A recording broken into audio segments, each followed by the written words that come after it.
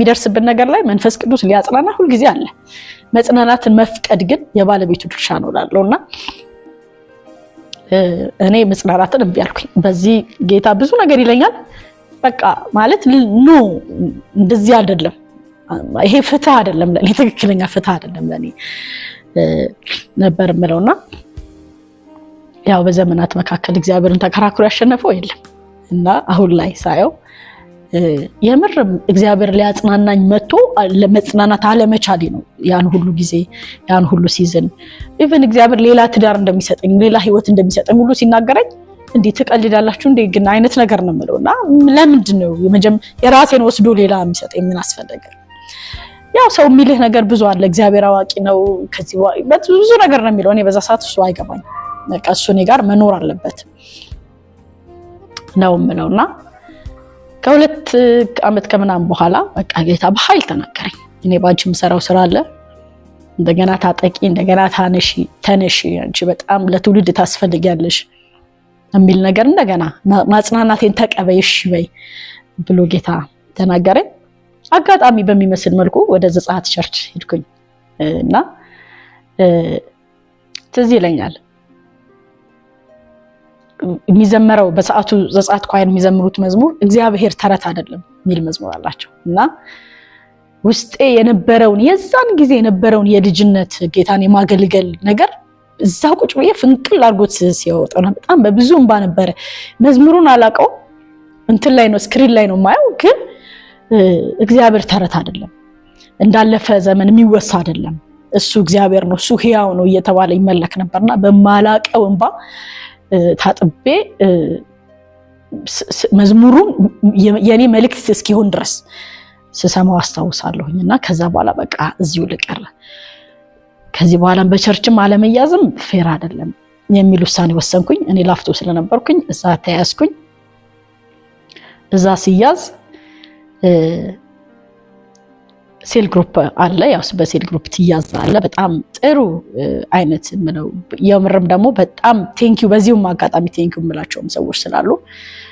እዛ ተያዝኩኝ ሴል ግሩፕ ግቢ ቅዳሜ ተባልኩ ገባው ምንድነው እዛ አሰራሩ ልክ መጀመሪያ ወደ ቸርች ጆይን ስታደርግ መንፈሳዊ አባት ይኖርሃል ከዛ ስላንተ ባክግራውንድ ትጠየቃለህ እና እሱን አግኙ ምናምን ተብዬ አበባው አሁን ፓስተር ሆኗል አበባው ፈለቀ እኔ አባቴ ነው የምለው እሱ አገኘኝ ማለት ነውና ሲያይ አወራሁት በቃ አሁን ላንተ ያወራሁ ግን በሙሉ አወራሁትና ሳወራው እንደዚህ ባየታጠፍኩ ነበር ማወራው አረሳው እንደዚህ ፊት ለፊት ቁጭ ብለን በኋላ ያለኝ አንድ ነገር በጣም አንቺ ልጅ ነሽ ገና ብዙ እግዚአብሔር ባንቺ ይሰራል በቃ እግዚአብሔር የወደደውን አድርጓል በሱ ህይወት ባንቺም ህይወት እኛ አሁን ወደሱ ወደ ጌታ ነው የምንሄደው ወደሱ ነው የምንሄደው እንጂ እሱ ወደኛ አይመጣም ስለዚህ ባክሽን በቃ ታገለግያለሽ የነበረሽን አገልግሎት እዚህ ቦታ ትቀጥያለሽ ብሎ ብዙ አለኝ እና በቃ እሺ አልኩት ያው ማይመስልህ ነገር የለም እሺ አልኩት ቀጠልኩኝ እና ያዙ ሳይው በጣም ሲሪየስ ነው ሰቀር ይደውላል ሳረፍድ ለምን ይላል እና እንትን አጣውኝ ይሄ እንዴ እንደዚህ ደግሞ አልለመድኩም በፊት የነበርኩበት እንደዚህ አልለመድኩምና እዚህ እንደዚህ የለም ከመጡ በቃ መምጣት ነው ምናምን ያልኮስተር ምናምን እዚህ መጀመሪያ ላይ አልገባኝ እውነት ለምናገር ቸርች አይደል እንዴ ቸርች ከሆነ በቃ ስፈልግ ነው የምመጣው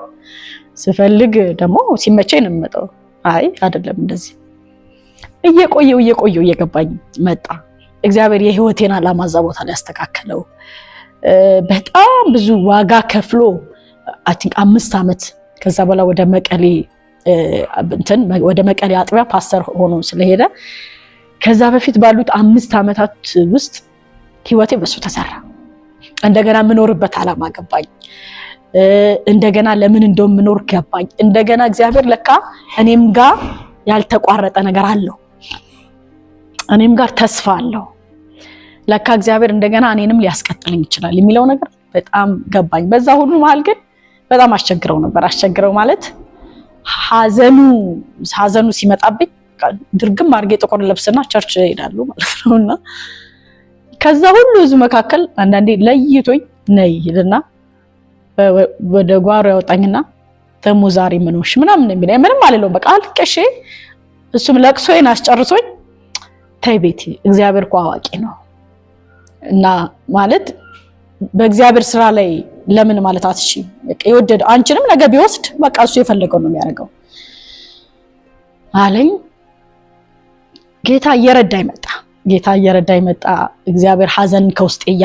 ያወጣ ባንዴን መቼስ አልልህም ባንዴ አልልም እና ያወጣ መጣ።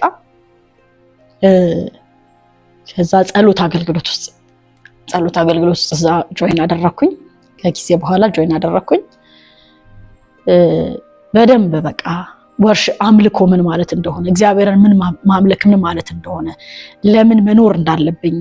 በደንብ አስተማሩኝ የእውነት ለመናገር እና በዚሁ አጋጣሚ በእውነት የዘጻት መሪዎችን አባቴን አበባውን እግዚአብሔር ይባርካችሁ ልወዳለሁና በጣም ህይወት የተሰራበት ቦታ ነው። በጣም አሁን ላለኝ የመሪነት አሁን ላለበት ቸርች ሊደርሺፕን ከውስጤ እንዲወጣ የሆነው እዛ ቦታ የተሰራሁት ነው እና በጣም ላመሰግናቸው እግዚአብሔር ይባርካቸው ልላቸው እኔ ለኢንቨስት ላደረጉት ነገር በጣም ሳይሰስት ነው። ያውና አበባው ሳይሰስት ነው። በቃ እኔ ብቻ አይደለም ወደ 10 ምናምን ልጆች ባልሳሳት አሉንና ለእያንዳንዱ ሰው ጊዜ ሰጥቶ አሁን አንቺ እንዴት ነው የምታገለግዩ ካልከኝ እሱን ኮርጄ ነው ማገለግለው ላይ ኢንቨስት የተደረገው ነው ኢንቨስት ማድረገው አሁንና ያው አይቀርም እግዚአብሔር የተናገረው ነገር። ከዛ በኋላ ልታገቢስ ተባልኩ።